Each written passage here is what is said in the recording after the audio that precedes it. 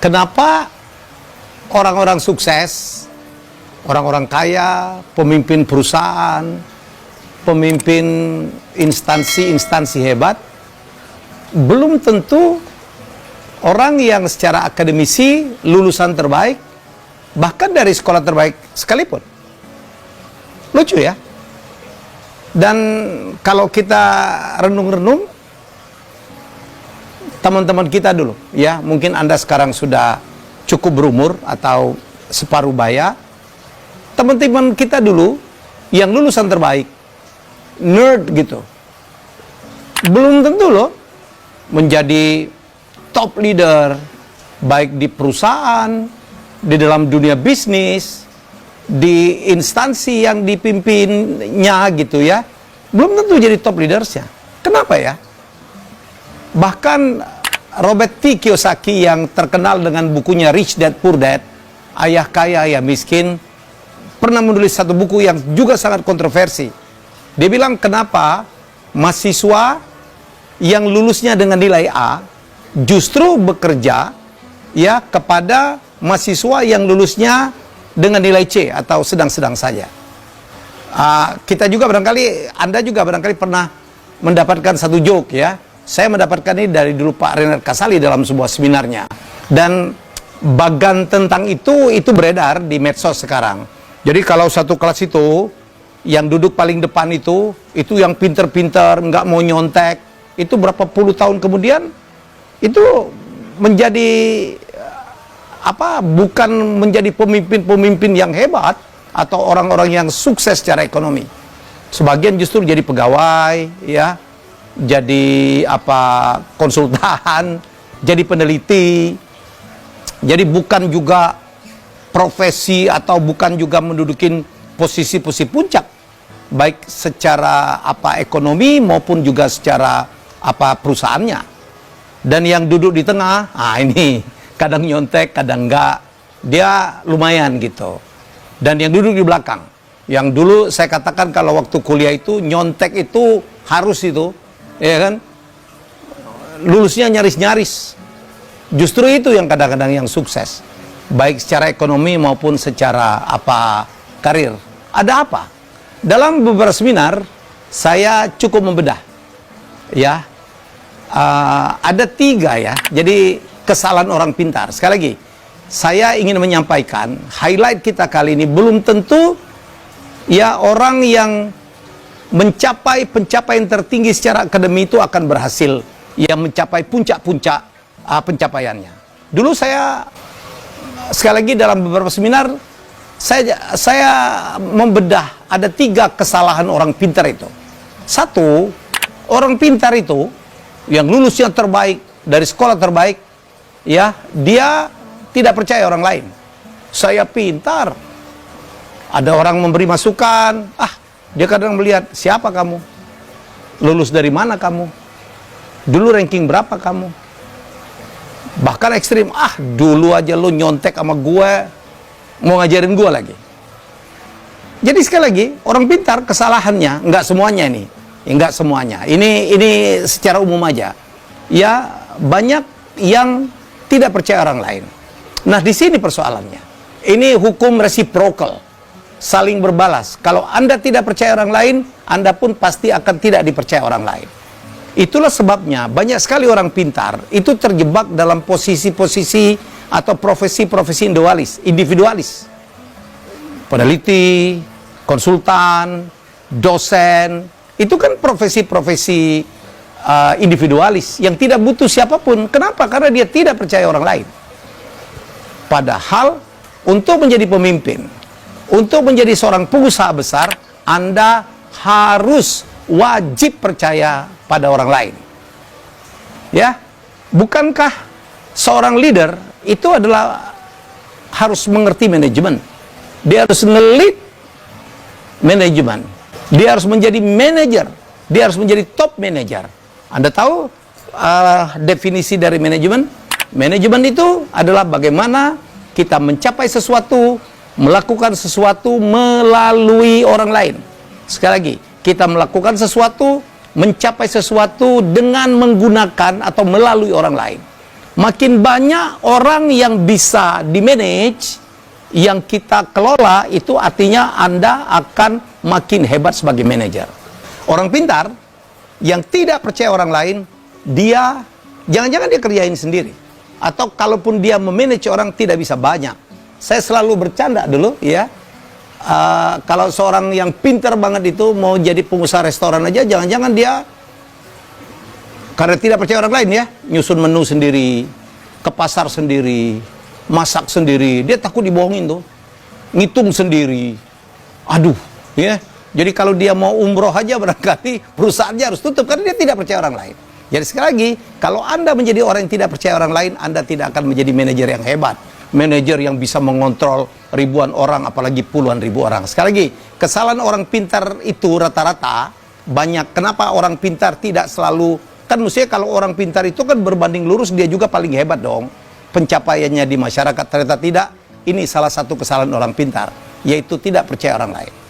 Nomor 2, mohon maaf nih yang pintar-pintar. Orang pintar itu cenderung sombong, cenderung saya katakan.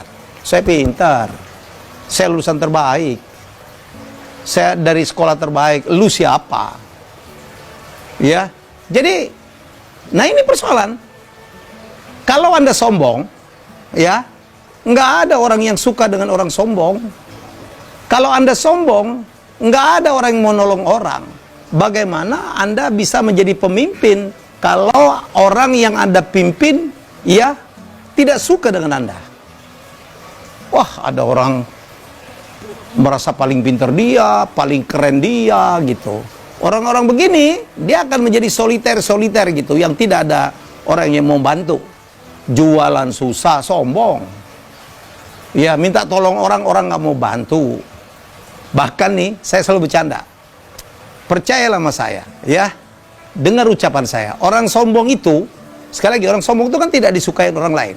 Ini lebih ekstrim lagi. Orang sombong itu, ya, itu juga tidak disukai oleh orang sombong yang lain. Sama-sama sombong aja, itu nggak bisa saling sukai. Wih, sombong banget dia. Padahal yang ngomong juga sombong. Kita tidak akan pernah menemukan misalnya asosiasi orang sombong Jakarta Selatan gitu. Jadi sesama orang sombong aja nggak kompak, malah bentrok dia. Ya, jadi sekali lagi, kesalahan orang pintar pertama, nggak percaya orang lain. Kesalahan orang pintar kedua itu cenderung sombong. Dan yang ketiga, kesalahan orang pintar ketiga, saking pintarnya semuanya dihitung. Ngitung, kenapa? Karena dia bisa ngitung. Karena dia pintar ngitung. Ya, jadi padahal dalam bisnis, saya bisnismen, kadang-kadang kita tuh ngitungnya nggak boleh lama-lama amat. Peluang itu at the second gitu. Lu mau nggak ini? Kalau mikirnya kelamaan, gone, diambil orang lain. Siapa yang ngambil? Orang yang ngitungnya nggak jago-jago amat. Dalam perjalanan saya berbisnis, banyak sekali orang yang secara sekolahan itu tidak, akademiknya itu tidak tinggi-tinggi amat, tetapi dia dalam berbisnis kita kadang-kadang harus menggunakan intuisi. Ya, aduh, kalau ada peluang dianalisa dulu, ya kan, dihitung-hitung dulu, lewat tuh barang, lewat itu kesempatan. Jadi itulah jawaban, termasuk dari bukunya Robert T. Kiyosaki, Why a Student Work for C Student. Kenapa mahasiswa dengan nilai A gitu justru bekerja kepada mahasiswa yang lulusnya dengan nilai pas-pasan C. Inilah kuncinya.